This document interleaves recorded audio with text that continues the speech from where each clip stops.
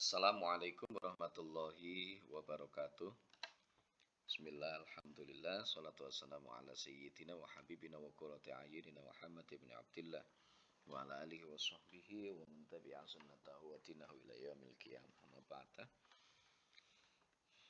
Alhamdulillah, kesempatan kali ini kita kembali bisa melanjutkan untuk perkuliahan kita tentang Pancasila sebagai dasar negara, tentunya dalam keadaan sehat walafiat.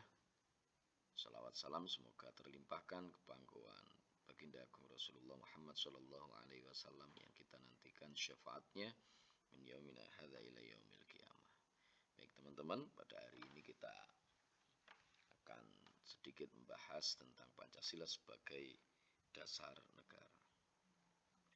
Dasar negara Indonesia dalam pengertian historisnya merupakan hasil pergumulan pemikiran para pendiri negara atau the founding fathers untuk menemukan landasan atau pijakan yang kokoh untuk di atasnya didirikan negara Indonesia merdeka.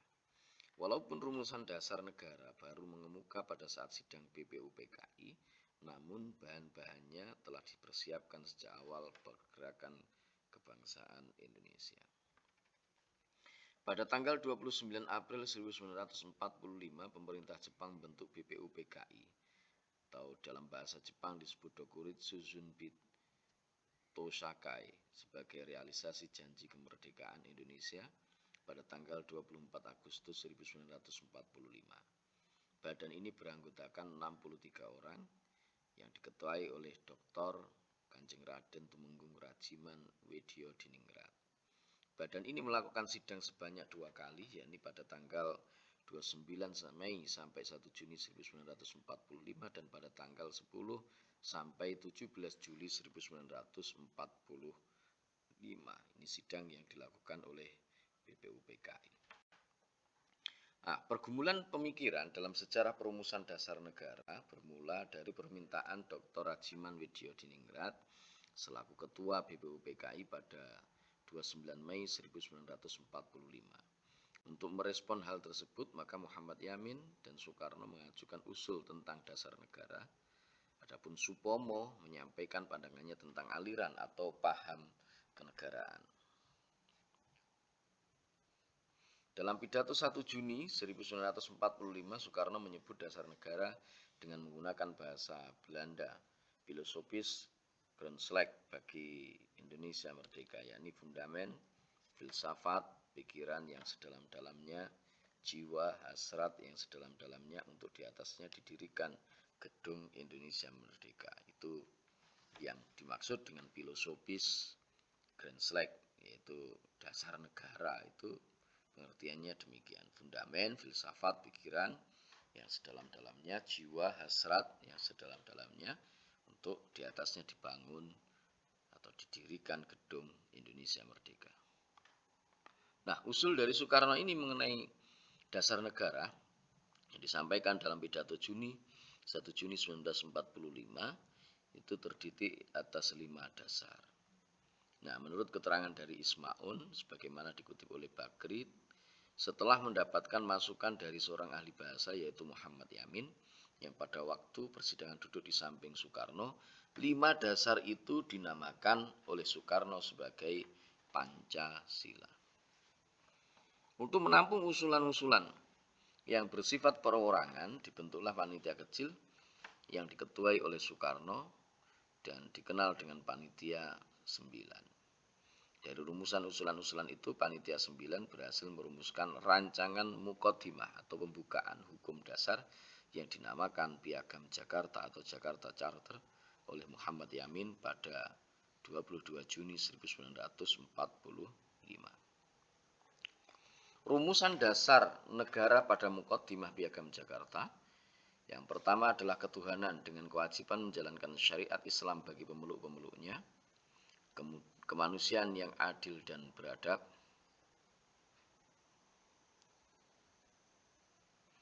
persatuan Indonesia, kerakyatan yang dipimpin oleh hikmat kebijaksanaan dalam permusyawaratan perwakilan, dan keadilan sosial bagi seluruh rakyat Indonesia. Sidang BPUPKI yang kedua, 10 Juli 1945, merupakan masa penentuan dasar negara Indonesia merdeka. Selain menerima Piagam Jakarta sebagai rumusan Panitia 9, pada sidang ini juga dibentuk panitia-panitia hukum dasar yang dikelompokkan menjadi 3 kelompok panitia perancang hukum dasar. Sidang lengkap BPUPKI 14 Juli 1945 mengesahkan naskah rumusan Panitia 9 berupa Piagam Jakarta sebagai rancangan Muqaddimah Hukum Dasar atau RMHD pada hari berikutnya, yaitu 16 Agustus 1945 yang sudah selesai dirumuskan dan di dalamnya termuat Piagam Jakarta sebagai Muqaddimah. Setelah sidang BPUPKI berakhir pada 17 Juli 1945, maka pada 9 Agustus 1945 badan ini dibubarkan oleh pemerintah Jepang dan dibentuklah Panitia Persiapan Kemerdekaan Indonesia atau PPKI yang dalam bahasa Jepang disebut dengan Dokuritsu Zunbai Inkai. Panitia ini diketuai oleh Soekarno dan Muhammad Hatta sebagai wakilnya. Panitia ini memiliki peranan yang sangat penting bagi pengesahan dasar negara dan berdirinya negara Indonesia yang merdeka. Panitia yang awalnya dikenal sebagai buatan Jepang untuk menerima hadiah kemerdekaan, namun karena kekalahan Jepang, panitia ini berubah menjadi badan nasional yang merupakan jelmaan dari seluruh bangsa Indonesia. Sidang pertama PPKI itu 18 Agustus 1945. Sidang ini berhasil mengesahkan Undang-Undang Dasar Negara Republik Indonesia yang disertai dengan pembukaan UUD Negara Republik Indonesia.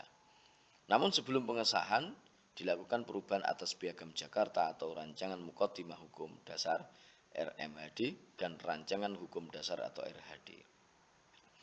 Pengesahan dan penetapan tersebut tetap mencantumkan 5 dasar yang disebut Pancasila, namun atas prakarsa Muhammad Hatta, sila ketuhanan dengan kewajiban menjalankan syariat Islam bagi pemeluk-pemeluknya dalam Piagam Jakarta dirubah menjadi ketuhanan yang Maha Esa. Itu sejarahnya. Jadi pada tanggal 18 Agustus 1945 itulah Piagam Jakarta kemudian dirubah menjadi sila yang pertamanya bukan ketuhanan dengan kewajiban menjalankan syariat Islam bagi pemeluk-pemeluknya, tapi ketuhanan yang Maha Esa. Nah, hubungan Pancasila dengan pembukaan UUD 1945 itu bagaimana? Pancasila sebagai cerminan dari jiwa dan cita-cita hukum bangsa Indonesia merupakan norma dasar dalam penyelenggaraan bernegara dan yang menjadi sumber dari segala sumber hukum, sekaligus sebagai cita hukum atau rek ide, baik tertulis maupun tidak tertulis di Indonesia. Secara yuridis, Pancasila sebagai dasar negara tercantum dalam alinea keempat pembukaan Undang-Undang Dasar 1945.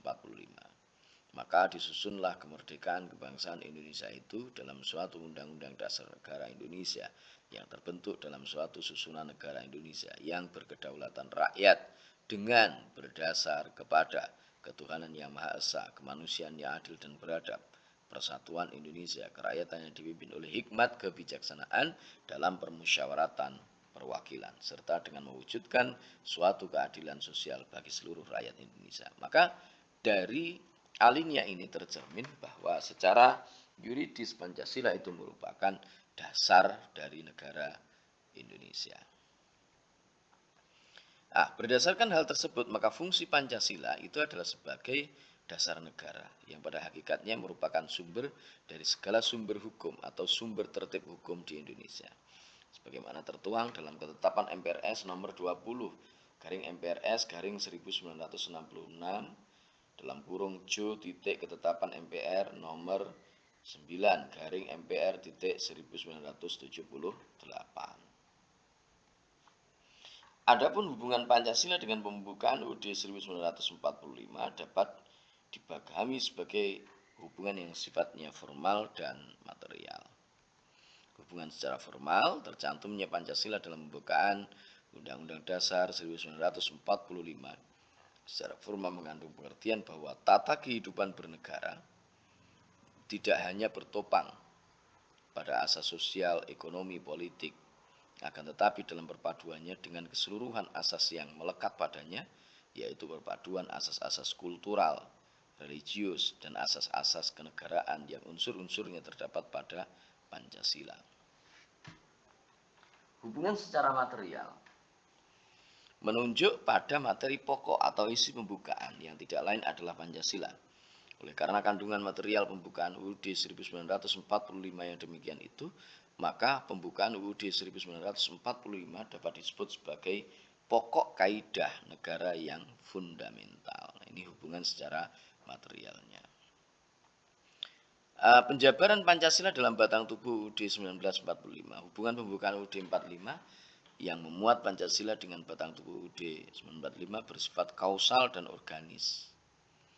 Kausal artinya hubungan ini memiliki pengertian bahwa pembukaan UUD 1945 merupakan penyebab keberadaan batang tubuh UUD 1945. Sementara kalau hubungan organis, pembukaan dan batang tubuh UUD 45 merupakan satu kesatuan yang tak terpisahkan.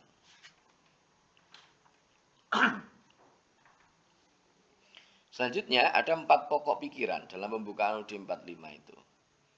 Pertama adalah persatuan negara, melindungi segenap bangsa Indonesia dan seluruh tumpah darah Indonesia dengan berdasar atas persatuan dengan mewujudkan keadilan sosial bagi seluruh rakyat Indonesia. Maka dari sini tercermin pokok pikiran dalam pembukaan, yakni persatuan. Kedua adalah keadilan sosial. Negara hendak mewujudkan keadilan sosial bagi seluruh rakyat. Jadi, tidak ada pilih kasih atau tidak ada tebang pilih dan seterusnya. Kemudian kedaulatan rakyat. Negara yang berkedaulatan rakyat berdasar atas kerakyatan dan kemanusiaan keadilan.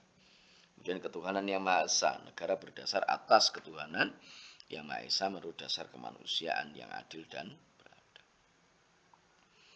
Nah, MPR RI itu telah melakukan UUD 1945 sebanyak 4 kali.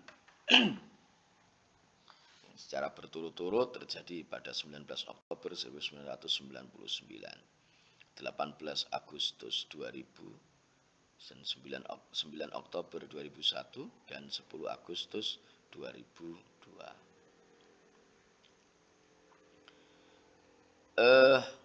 Tiga kelompok amandemen, artinya pasal-pasal yang di amandemen itu bisa dibagi atau dikelompokkan menjadi 3. Yang pertama itu adalah pasal-pasal yang terkait aturan pemerintah negara dan kelembagaan negara. Kedua adalah pasal-pasal yang mengatur hubungan antara negara dan penduduknya, yang meliputi warga negara, agama, pertahanan negara, pendidikan, dan kesejahteraan sosial. Yang berikutnya adalah pasal-pasal yang berisi materi lain berupa aturan mengenai bendera negara, bahasa negara, lambang negara, lagu kebangsaan, perubahan UUD, aturan pelarian, dan aturan tambahan. Nah, bagaimana implementasi Pancasila dalam pembuatan kebijakan negara dalam bidang politik, ekonomi, sosial, dan budaya, dan Hankam. Dalam bidang politik, pembuatan kebijakan negara harus memperhatikan rakyat yang merupakan pemegang kekuasaan atau kedaulatan berada di tangan rakyat. Ini penting, jadi bukan milik segelintir orang-orang yang berada di kepemerintahan atas, tidak, tetapi harus memperhatikan rakyat, karena rakyat itu adalah pemegang kekuasaan tertinggi sesungguhnya. Bukan rakyat ditakut-takuti, tidak, karena yang menggaji pemerintah itu ya rakyat. Kemudian ekonomi, pembuatan ekonomi, kebijakan negara dalam bidang ekonomi di Indonesia itu dimaksudkan untuk menciptakan sistem perekonomian yang bertumbuh pada kepentingan rakyat dan berkeadilan. Salah satu gagasan pemikiran yang cocok itu gagasan ekonomi kerakyatan yang dilontarkan oleh Mubiarto, bahwa pengembangan ekonomi bukan hanya mengejar pertumbuhan, melainkan demi kemanusiaan, demi kesejahteraan seluruh bangsa. Nah, ini penting. Dalam bidang sosial budaya bagaimana? Nilai-nilai yang tumbuh dan berkembang dalam masyarakat Indonesia harus diwujudkan dalam proses pembangunan masyarakat dan kebudayaan di Indonesia. Kalau pertahanan keamanan, maka dalam bidang pertahanan keamanan, maka pembuatan kebijakan negara dalam bidang pertahanan keamanan harus diawali dengan kesadaran bahwa Indonesia adalah negara hukum. Baik, terima kasih. Barangkali itu untuk topik kali ini dan semoga bermanfaat. Mohon maaf atas segala salah dan khilaf. Assalamualaikum warahmatullahi wabarakatuh.